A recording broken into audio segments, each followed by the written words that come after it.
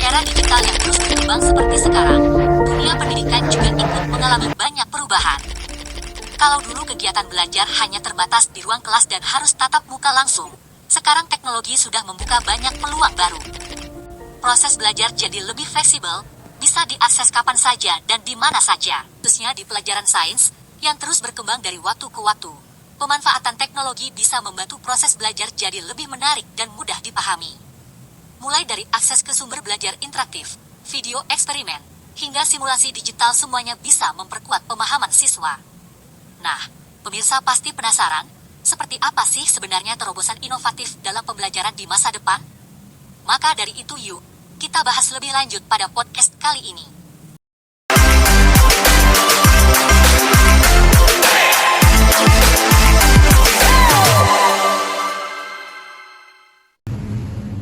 Assalamualaikum warahmatullahi wabarakatuh.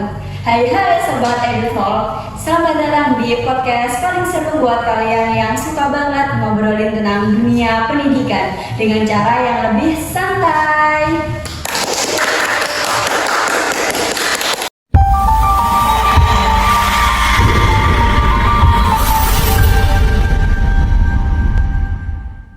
Gimana nih kabarnya kalian hari ini?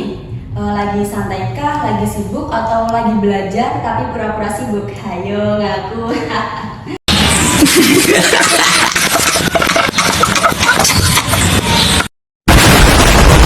Tenang aja, di sini kita nggak bakalan bikin kalian mikir keras atau kasih tugas atau bahkan kasih kalian ujian.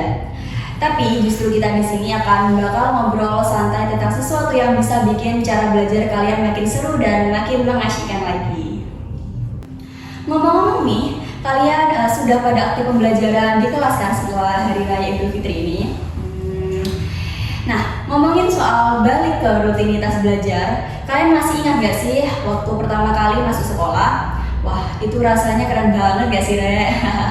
Pakai jas lab, terus pegang-pegang tabung reaksi, lihat warna larutan yang bisa berubah-ubah. Tapi setelah beberapa kali praktik, kok fokusnya jadi lebih ke penulisan laporan ya? Dan mungkin ada juga yang belajarnya itu masih mengandalkan buku teks karena keterbatasan lab di sekolahnya. Nah, bayangin nih, kalau ada cara belajar sains yang lebih fleksibel, interaktif, dan bisa diakses kapan aja, di mana aja, kayaknya keren banget gak sih, Re? Dan pada hari ini kita bakal bahas salah satu inovasi yang bisa bikin itu semua jadi kenyataan.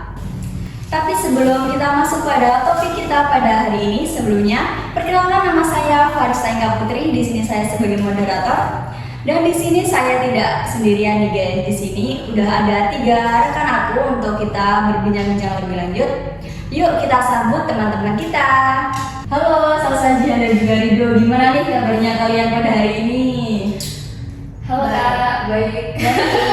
Ya, alhamdulillah. Cuman memang cuaca kita di sini itu kurang mendukung banget ya. Ya, benar-benar.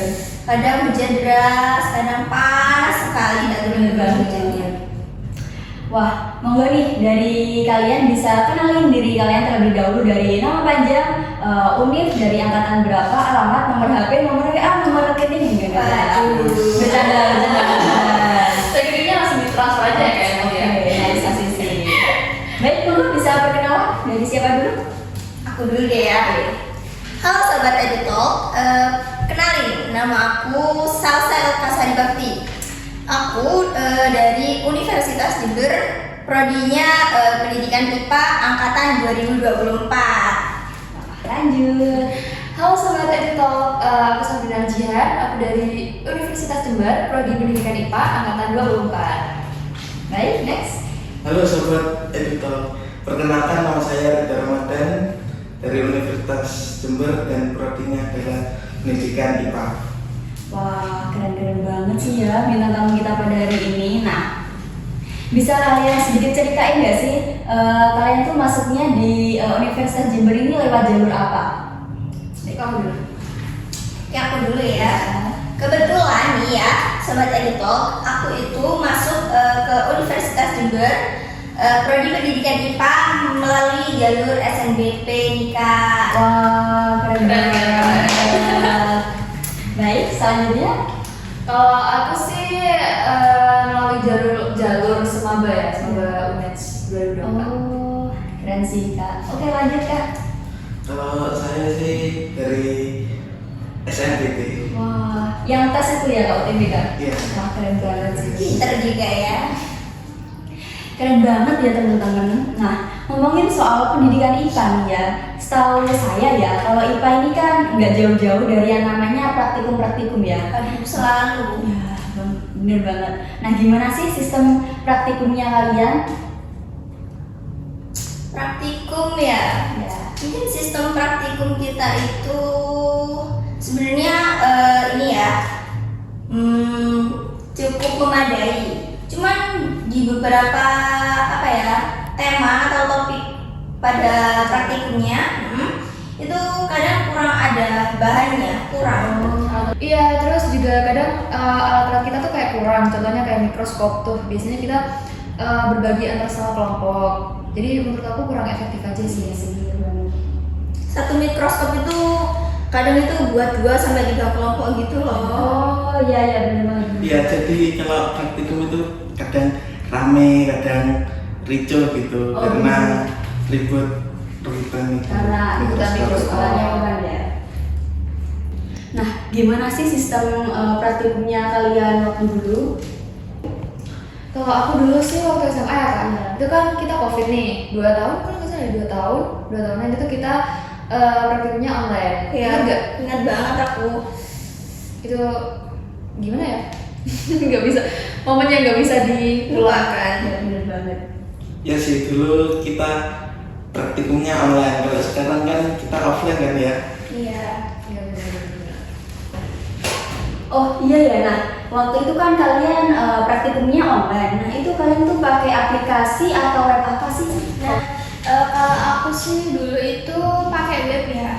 Kebetulan kan masa pandemi itu lama ya, mulai aku tuh SMP sampai SMA loh. Jadi kalau ada praktikum itu aku tuh pakai web. Oh web. Ya kan? Ya, kebetulan kita dulu 1 SMP dan 1 SMA. Jadi Itu apa namanya? Webnya yang kita pakai tuh sama. Iya. Oh satu sekolah dulu. Iya, benar sekali. Gak menyangka ya kalau bisa juga ya keren sih ya. Wah, menarik banget ya emang zaman sekarang nih ya. Praktikum bisa pakai web. Nah, ngomong-ngomong web yang kalian omongin itu, kalau boleh tahu itu web apa sih ya namanya? Kalau salah satu yang kita pakai itu namanya Lab Exchange. Oh, iya, Itu iya, web betul. web Oh. web itu buat praktikum. Emang dikhususkan buat praktikum gitu ya? Iya, ya materi-materi sains lah. Hah? Lab Exchange web apa itu? Kok nggak pernah lihat ya ini saya. Setahu aku ya kak, itu Lab Exchange itu merupakan platform pendidikan digital yang dirancang untuk mendukung pembelajaran sains. Kalau dulu kamu gimana Rido? Ya sih, dulu beberapa kali pernah menggunakan web itu. Oh jadi kalian semua sudah pernah memakai web tersebut berarti ya? Iya, pernah. Kayaknya saya ini ya yang ketinggalan ya. Kayaknya saya tuh yang gaptek gitu ya. Oh web Lab Exchange. Aku boleh nggak sih lihat webnya tuh kayak gimana? Oh boleh kak, bentar ya. Aku cari dulu. Nah, ini nih kak. Jadi kita langsung ke Google aja. Nanti kita klik Lab Exchange. Itu nanti tampilannya kayak gini nih. Oh. Nah, jadi kayak gini. Terus kita langsung klik ke perpustakaan yang ada di atas ini. Oh yang kunci itu ya? Ya. Terus nah di sini langsung muncul kan banyak nih simulasinya nih. Oh, iya. Contohnya kita mau ke penjumlahan vektor. Dulu aku pernah di SMA tuh pakai penjumlahan vektor ya. Tuh kita klik aja. Terus di sini ada di tengahnya ini mulai simulasi ya. Iya. Kita klik aja. Tunggu bentar, aduh, lemot. Nah, di sini langsung muncul kayak gini nih simulasinya nih. Explore 2D, di sini ada live-nya gitu.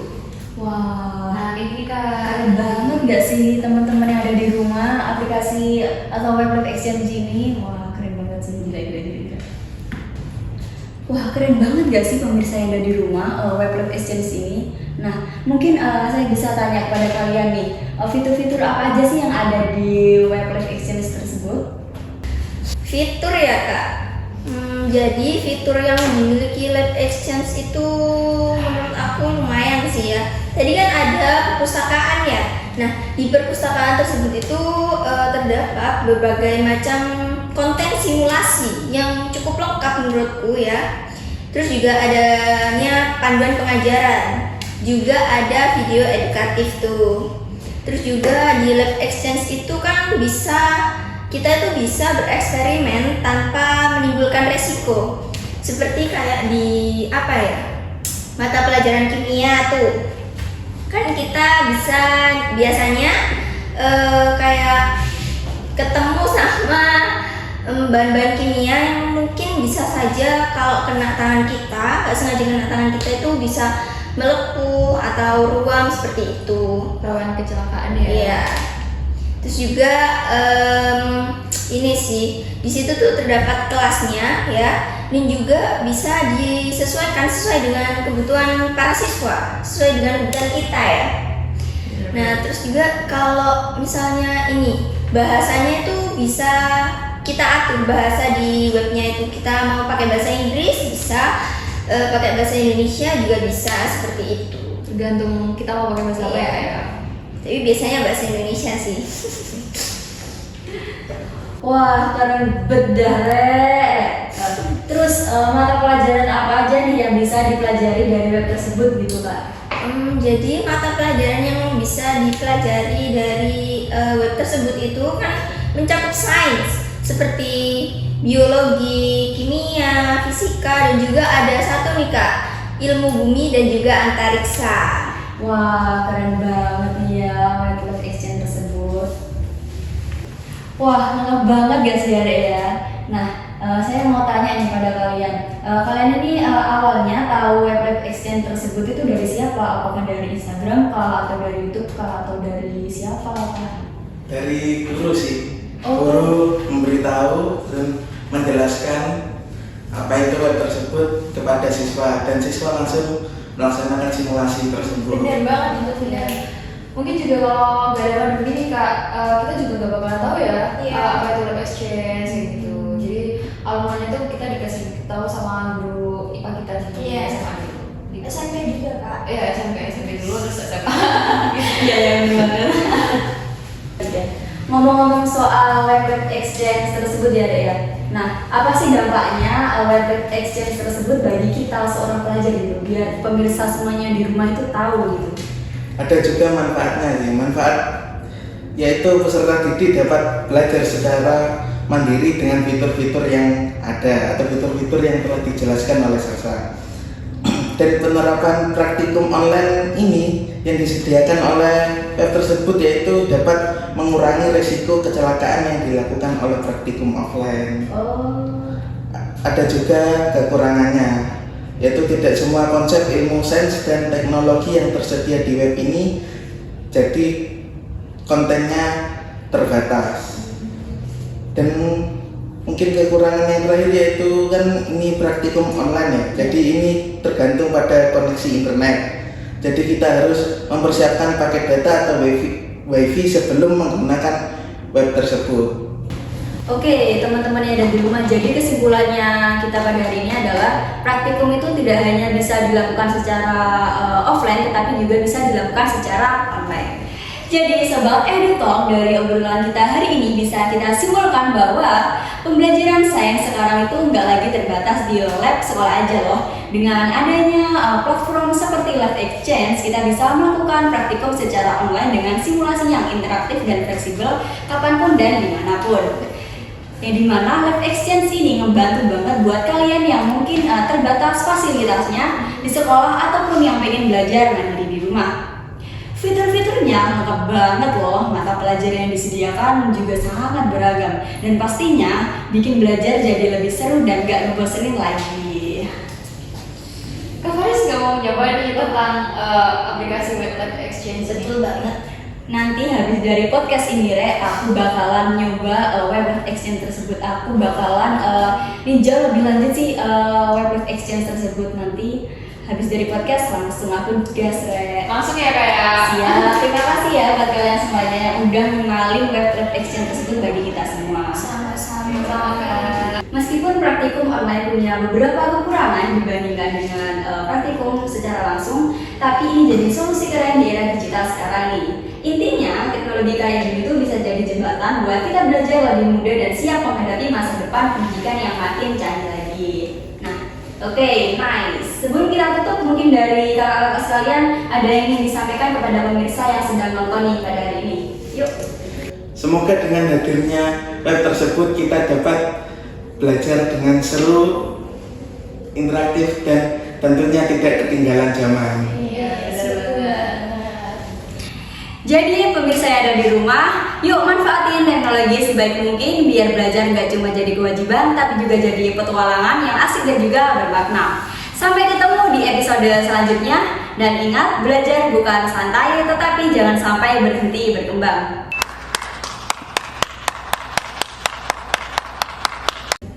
Wah, gak kerasa ya obrolan kita hari ini tuh udah sampai di penghujung episode. Seru banget bisa ngobrol bareng kakak-kakak sekalian. Saya ucapin terima kasih banyak pada kakak sekalian yang sudah meluangkan waktunya dan juga sharing-sharing informasi tentang web-web yang sangat bermanfaat bagi kita semuanya. Sama-sama Kak. Semoga apa yang kita bahas pada hari ini bisa jadi inspirasi buat sobat EduTalk semua buat terus semangat dan belajar. Meskipun tantangan di dunia pendidikan itu terus berubah. Oke deh, sampai di sini dulu episode kita pada hari ini. Terima kasih sudah dengerin sampai akhir. Jangan lupa like, comment, share, dan juga subscribe podcast kita EduTalk biar nggak ketinggalan episode-episode seru selanjutnya. Sampai jumpa, tetap semangat dan salam edukasi. Bye bye. Sekian, terima kasih.